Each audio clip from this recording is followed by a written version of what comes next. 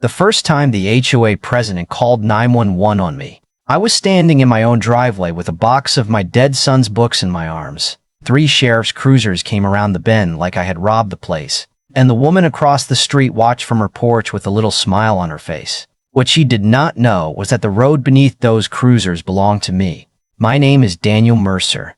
I was 59 years old, newly retired after 34 years flying passenger jets, and I had owned the house at 27 Alder Cove Lane for exactly 12 days. The property sat at the end of a narrow road above Lake Jocassee, tucked under old pines and red oaks, with a weathered dock reaching into water so clear you could see the rocks 10 feet down. My wife, Evelyn, was staying in Greenville with our daughter, Anna, who was 7 months pregnant with our first grandchild. So I was moving in alone, one truckload at a time. That afternoon, I had borrowed my brother's faded blue pickup, filled the bed with kitchen boxes, old photographs, and a stack of aviation books that had belonged to our son, Caleb. Caleb had died 9 years earlier, 23, during a training flight near Boone. He had wanted to become a commercial pilot like me. I had taught him how to hold altitude, how to read clouds, how to trust the instruments when his senses lied to him, but I had never figured out how to teach myself to live in a world where he was gone. The lake house was supposed to be a place where Evelyn and I could breathe again. We had rented a cabin on that same lake when Caleb was 14, and he had spent an entire week trying to stand on water skis while Evelyn laughed from the dock, and I pretended not to be terrified every time he crossed the wake. When the old Marlowe house came up for sale the same month I retired, I took it as a sign, or maybe just an excuse to stop staring at the same walls where grief had lived with us for nearly a decade. The house had been built in 1971 by a man named Warren Marlowe, who had once owned most of the hillside. He built one house by the lake, then cut the rest of the land into smaller lots over the next 15 years. Those lots became Alder Cove Preserve, a private neighborhood of 26 homes, 1 road, 1 gate, and 1 very self-important homeowners association. The Marlowe house had never joined the HOA, but almost nobody seemed to remember that anymore. The HOA president was a woman named Celeste Harrow, the kind of person who wore white pants in October and looked at every conversation like it was a hearing she had already won. She had been president for 11 years, lived directly across from my driveway, and ran Alder Cove Preserve like a private kingdom with decorative mailboxes. My closing had happened quickly because the previous owner's children wanted the estate settled before the end of the month. The HOA did not get its usual interview, financial review, or what Celeste called a neighborhood compatibility meeting. By the time she learned that the house had sold, my deed had already been recorded. Apparently, she did not appreciate surprises. I heard the cruisers before I saw them, 3 heavy engines slowing on the curve, tires crunching over pine needles. I set the box down beside the tailgate and stepped into the open. The deputies parked 30 feet away and came out slowly, hands low near their holsters. The lead deputy was a broad-shouldered man with gray at his temples and a name tag that read R. Dalton. He looked at me, the truck, the open front door, then the broken-down cardboard boxes on the porch. "Sir, step away from the vehicle." "Yes, sir." I moved 6 feet to the side, hands open. Years of flying into airports with armed security had taught me something simple. Calm is contagious, and panic is expensive. "Do you have identification?" he asked. "My wallet is in my back pocket. My closing folder is on the passenger seat. You tell me what you want first." His eyes narrowed slightly, not in suspicion, more like he was already reconsidering the call. "License first." I handed it over slowly. He checked the address, then glanced toward the mailbox. "You live here." "I own it." "How long?" 12 days. I retrieved the folder when he asked, holding it with both hands. He read the recorded deed, the title policy, the wire confirmation, and the executor's signature. One of the younger deputies looked at the box I had been carrying. Caleb's name was written across the side in black marker. "Flight School, 2015. Deputy Dalton handed the folder back and exhaled through his nose. "Mr. Mercer, I owe you an apology." The caller reported a suspicious man removing property from a vacant residence. "The residence is not vacant." "No, sir. It clearly is not." He looked across the street. Celeste stood on her porch holding a coffee mug, watching us with her chin slightly raised. She was smiling. It was not a nervous smile. It was the satisfied smile of someone who believed she had made me understand the rules. Deputy Dalton followed my eyes. His jaw tightened. "Would you mind if I spoke with the reporting party? Take all the time you need." He crossed the road. I went back to the truck and lifted Caleb's box again, though my hands were not as steady as before. There is something about being treated like an intruder in a place you bought with your life savings that settles deep in your chest. It is not fear exactly. It is humiliation mixed with anger. And if you are not careful, anger will choose your next move for you. I had spent my career learning never to let the loudest alarm in the cockpit make the decision. So I carried the box inside, set it on the kitchen counter, and watched through the window. Celeste talked with one hand, pointed at my house with the other, then folded both arms when Deputy Dalton handed her a sheet of paper. The conversation lasted 4 minutes. When he returned, he stopped beside my truck. I issued her a written warning for misuse of emergency services. I also advised her that another knowingly false call could result in charges. "I appreciate that." He nodded toward the house. "Welcome to the lake, Mr. Mercer." The cruisers rolled away. Celeste remained on her porch, no longer smiling. She looked at me as if I had somehow embarrassed her by proving I belonged there. I picked up my closing folder, walked into the kitchen, and opened the deed. I had read it once before signing, but grief makes certain words slide past you, and retirement gives you time to read them again. On the 3rd page, beneath the section titled "Appurtenant Property Rights," there was a paragraph written in old legal language. It conveyed not only the lakefront parcel, but the entire private roadway known as Alder Cove Lane, from County Route 8 to the Marlowe residence, including the underlying land and all rights of control in perpetuity. I read it twice. Then I called my attorney, Margaret Sloan. She had handled our wills, Caleb's estate, and the purchase of the house. She answered on the 2nd ring. "How is retirement treating you?" "Margaret, I need you to listen to something." I read the paragraph. She was silent for several seconds. "Read it again." I did. Then she asked me to open the title policy and read the legal description. When I finished, she let out a slow breath. "Daniel, sit down." "I am sitting. You own the road." I looked out the window at Celeste's white SUV parked across from me. "All of it. From the county road to your driveway. Every house in that neighborhood accesses its property over land that belongs to you." I stared at the asphalt disappearing beneath the trees. "The HOA collects road maintenance fees." "How much?" $10 per household every year." Margaret went quiet again. "Do not call anyone. Do not put up a gate. Do not confront the board. We need records first. And if the records are bad, then Celeste Harrow just called the police on the one man who can legally close her street." Celeste escalated 48 hours later, which Margaret had predicted with the confidence of a woman who had spent 30 years watching unreasonable people mistake silence for weakness. On Thursday morning, I found a violation notice tucked beneath the windshield wiper of my truck. According to the Alder Cove Reserve architectural standards, my 2018 Ford F-150 was visually inconsistent with the established character of the neighborhood. The fine was $300. I read the notice twice, mostly because I was curious how a gunmetal gray pickup could offend a street where half the garages contain golf carts painted like tropical birds. Then I folded it neatly and placed it in a file marked HOA. The next afternoon, another notice appeared on my front door. My mailbox post was the wrong shade of black, which was interesting because a previous owner had painted it 6 years earlier, and every mailbox on the road matched it. That one cost $150. Saturday morning brought a third notice for a towel hanging over the railing on my back deck, visible from the lake for roughly 20 minutes. $100. I did not call Celeste. I did not attend a board meeting. And I did not send one of those angry emails people later regret seeing enlarged on a courtroom screen. I simply dated each notice, photographed it, and added it to the file. Flying taught me that when somebody is determined to make mistakes, the most helpful thing you can do is preserve the evidence and stay out of their way. That Saturday afternoon, Hannah called and told me she and her boyfriend, Marcus, wanted to visit the next day. Marcus was a firefighter in Charlotte, 6'3", soft-spoken, and built like a man who could carry a refrigerator down a staircase without scratching the walls. He was also black. Hannah was white.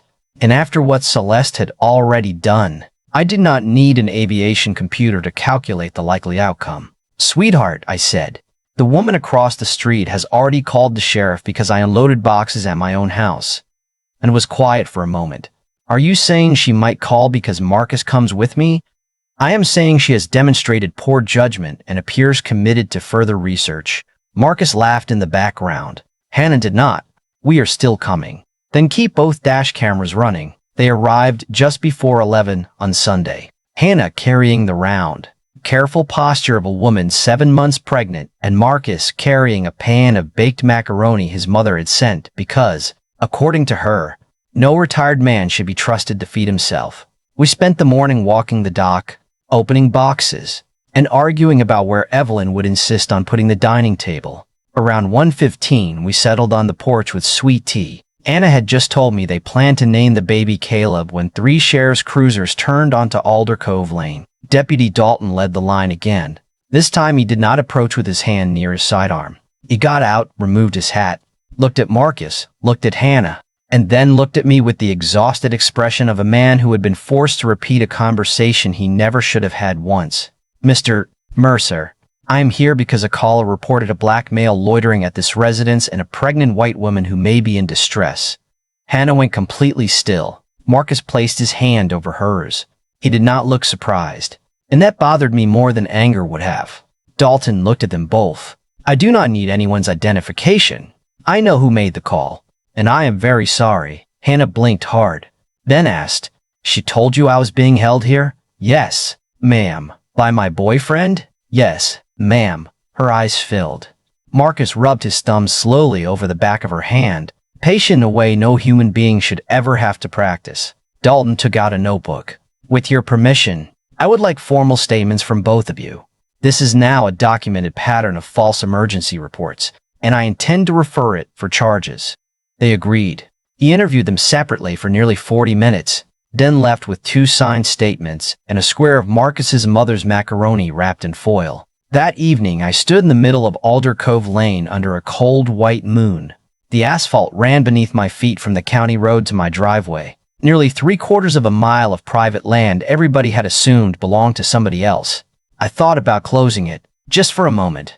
I pictured Celeste finding a chain across the road and a sign with my name on it. The image was satisfying for about 3 seconds. Then it was not. 25 other families lived behind her.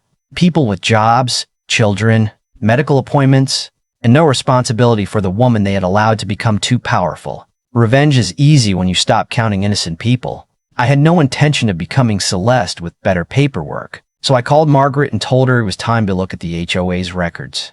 Over the next 3 weeks, I spent more time in the Pickens County Records office than I had spent in my own living room. The deputy clerk was a woman named Ruth Bellamy, 60-something, silver hair pinned neatly behind her head, and the watchful patience of someone who had been filing other people's secrets since the first Bush administration.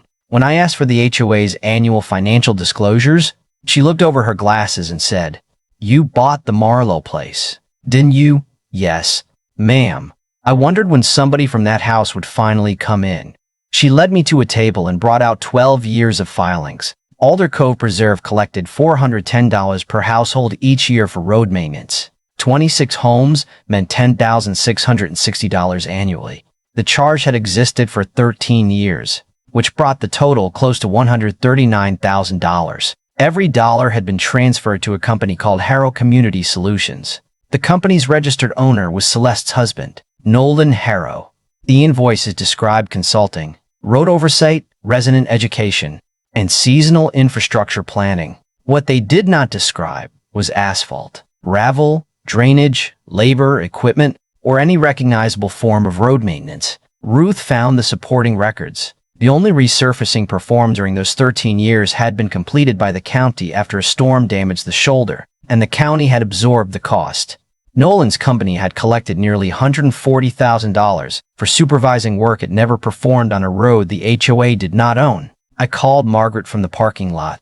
"We have the money trail." "How clean?" "Clean enough to eat off." "Send me copies of everything." Before I left, Ruth touched the edge of another folder. "There is something else you may want to see." It contained applications from buyers the HOA had rejected under its neighborhood suitability review. There were 19 rejections over 7 years, 11 black families, 3 Latino families, 2 single mothers, and 3 buyers whose household income fell below a threshold that appeared nowhere in the bylaws. Some files included handwritten notes, not aligned with community image, potential cultural mismatch, concerns about extended family visitation. One application from a black surgeon and his wife had a note in Celeste's handwriting that said, "Financially qualified, socially uncertain." I sat there with that phrase in front of me until the room felt smaller. I had expected theft. Theft is almost comforting in its simplicity. Somebody wants money and takes it. This was different. This was a game built out of polite language, enforced by people who believed discrimination became respectable if you printed it on cream paper. Margaret moved quickly. She contacted a federal fair housing investigator named Lena Ortiz, who drove up from Atlanta and met us at a diner outside Easley. Lena was in her early 50s, spoke quietly, and read every page before touching her coffee. After 3 hours, she closed the folder. "This is a pattern case," she said. "The notes make intent difficult to deny." "How long?" I asked. "About 90 days if nobody panics." "We can wait." The financial records went to County Solicitor Henry Vale, a former public defender with a habit of tapping a pencil against his thumb while he read. After reviewing the vendor payments and company registration, he said he could pursue fraud, theft, and conspiracy charges against Nolan. I asked him to hold for 60 days so the federal case could develop without warning Celeste. Henry leaned back and studied me. "Most people come into this office asking how fast I can ruin somebody. I spent 34 years landing airplanes. Speed is rarely the same thing as control." He smiled. "All right, Captain. 60 days. While the lawyers worked, I started visiting neighbors.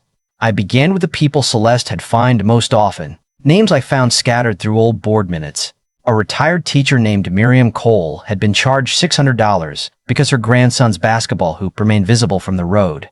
A widower named Paul Danner had been threatened with a lien after painting his shutters dark green instead of approved forest green. A nurse named Denise Harper had been ordered to remove a small wheelchair ramp built for her mother because it disrupted architectural harmony. I sat on porches, listened more than I spoke, and explained what I had learned about the road and the money. By the end of the 4th week, 18 households had signed statements demanding an audit and repayment. 14 were prepared to remove the current board.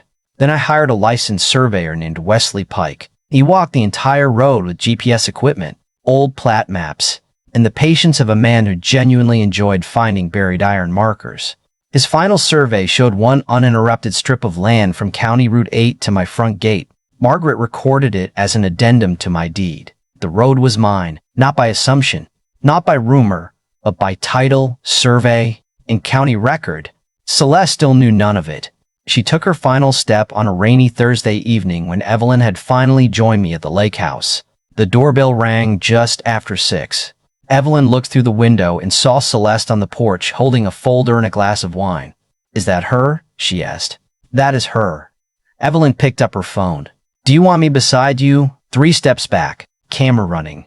I opened the door. Celeste wore a cream-colored coat, pearls, and the expression of a person arriving to collect a surrender. "Mr. Mercer, the board has voted to begin removal proceedings against you." "Removal from what?" "From this community. You cannot remove me from property I own." She lifted the folder. "Article 11 gives the board broad authority over residents who refuse to comply. I am not a member of your HOA, and Article 11 does not override state property law." Her face tightened. "You have been hostile since the day you arrived. You called the police on me twice. I acted to protect the neighborhood. For a retired pilot carrying books and a firefighter bringing macaroni?" Her cheeks reddened. She shoved the folder toward my chest. I did not take it. For 1 second, she stood there trembling, trapped between embarrassment and rage. Then she raised the wine glass and poured it down the front of my jacket. The wine soaked through my shirt and ran onto my shoes. Behind me, Evelyn's phone remained perfectly steady. I looked down, then back at Celeste. "You just assaulted me on my own porch. On video." Celeste turned and saw the camera. For the first time since I had met her, she had nothing to say. Evelyn stepped into the doorway, 5'5" and calm as winter. "Leave our property." Celeste tried to recover. "This is an HOA matter." Evelyn's voice did not rise. "Now it is a sheriff's matter." Celeste backed down the steps, crossed the road, and disappeared into her house. I called Deputy Dalton. He arrived 9 minutes later, watched the video once, then looked at me and said, "Mr. Mercer, I believe Mrs. Harrow has just made your attorney's job considerably easier." That night, Evelyn and I sat on the back deck while rain moved softly across the lake. She leaned her shoulder against mine. "Are you ready now?" I looked through the trees at the road Celeste still believed she controlled. "Yes," I said. "Now she finds out who owns the street." The next morning, Margaret sent certified letters to all 26 households in Alder Cove Lane. The letter was 3 pages long, calm in tone, and devastating in content. It explained that the road beneath every driveway in the neighborhood had remained private property since Warren Marlowe built it in 1971, that my recorded deed included the entire roadway in fee simple, and that no valid permanent access agreements had ever been issued to the other parcels. I made one thing clear. I had no intention of trapping families behind a gate or interfering with ambulances, school buses, deliveries, or ordinary life.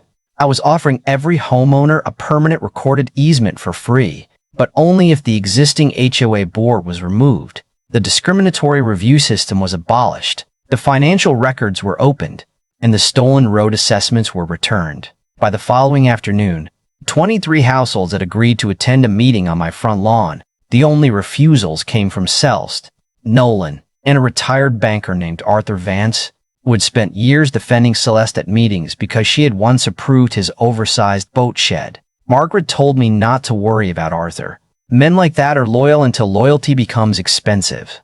3 days before the meeting, the legal pieces began falling into place. At 7:20 on Friday morning, county deputies arrested Nolan Harrow on charges of theft, fraudulent billing, and conspiracy. At 8:15, federal investigators served Celeste with a subpoena for every document connected to the neighborhood suitability process. At 9, Deputy Dalton delivered charges related to the false emergency reports and the assault on my porch. By lunch, 2 local news vans were parked near the county road, and Celeste's curtains had been pulled shut. Evelyn and I spent Friday evening arranging folding chairs beneath the old oak trees.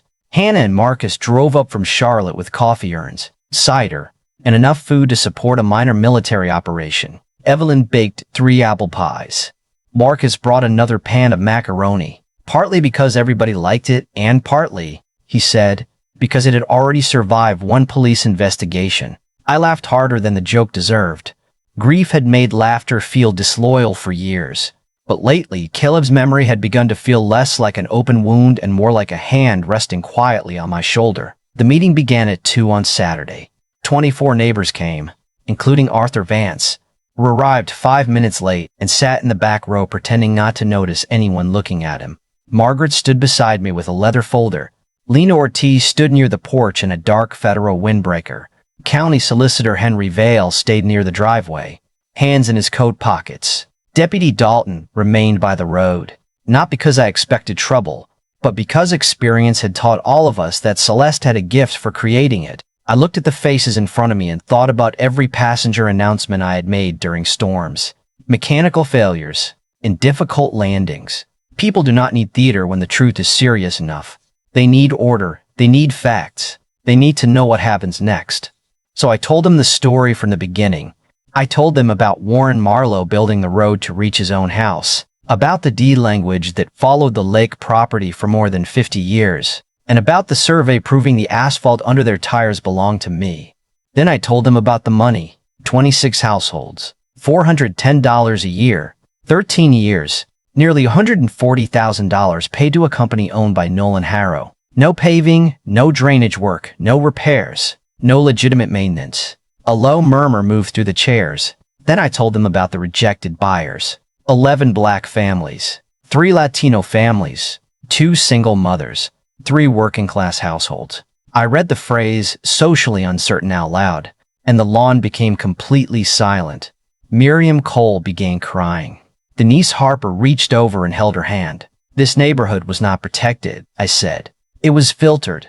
A few people decided who looked right, who earned enough, who visited too often, and whose family made them uncomfortable. They used your dues, your silence, and a road they did not own to make that power feel legitimate. Then I made the offer. Every homeowner would receive a permanent easement, recorded with the county, granting full access forever at no cost. In return, I asked them to dissolve the current board, Elect new leadership. Approve public financial reporting. Prohibit private buyer screening. And support restitution for every dollar taken under the false road assessment. Miriam stood first. She wiped her eyes and said, I move that the current board of Alder Co-Preserve be dissolved immediately. Paul Dana raised his hand. Second. Margaret called the vote. 23 hands went up. Arthur Vance stared at the ground for several seconds, then slowly raised his hand too. There were no opposing votes. The applause began softly, almost uncertainly, then grew until it filled the yard and rolled through the trees toward the lake. I had imagined that moment many times, but what I felt was not triumph. It was relief. Real justice rarely feels like fireworks. Sometimes it feels like a room finally exhaling. Then Celeste appeared at the end of my driveway. She was walking fast, carrying a thick stack of papers, her hair loose in the wind. This meeting is illegal, she shouted. None of you have the authority to remove me. Deputy Dalton stepped forward. Mrs. Piminus, Harrow, stop where you are. She ignored him and came another few feet onto my property. That man is blackmailing this neighborhood. He is threatening your homes. He is stealing our road. I looked at her and said, Celeste, I cannot steal what my deed says I own. She raised the papers like a weapon. I built this community. Miriam answered from the front row. No, you controlled it. Celeste turned toward her, stunned that anyone had spoken back. That moment was the real end of her power. Not the arrest, not the subpoena, not the road. It was the instant she realized the people she had frightened for years were no longer afraid. Deputy Dalton took the papers from her hand, informed her that she was under arrest for violating the no-contact order connected to the assault case, and placed her in handcuffs. She did not fight. She only looked at the chairs, the neighbors, and finally at me. You ruined everything, she whispered. No, I said. I read everything. Nolan later pleaded guilty and served 19 months in federal prison. His company was dissolved, and its remaining assets were sold to repay the homeowners. Celeste pleaded to fraud-related charges, false reporting, and assault. She served 11 months and lost the house across from mine. The fair housing settlement reached $1.2 million for the 19 rejected families. Miriam became president of the new board. Denise became treasurer, and the first rule they passed required every meeting and financial statement to be open to all residents. I issued permanent easements to every property, including Celeste's former house, which was purchased the following spring by a young Latino couple with 2 children and a loud yellow dog named Biscuit. The money I was entitled to receive was placed into the Caleb Mercer Flight Scholarship. It now pays for 2 low-income students each year to complete ground school and begin flight training. Our first recipient was a 17-year-old girl named Talia Ruiz, the daughter of the family that moved into Celeste's old house. On her first solo flight, Evelyn and I stood by the runway holding hands. When Talia lifted into the morning sky, I thought about Caleb, about all the years I had believed losing him meant every part of his future had vanished too. I was wrong. Sometimes a future changes names. Sometimes it finds another cockpit. Hannah gave birth 3 months later. She named her son Caleb James.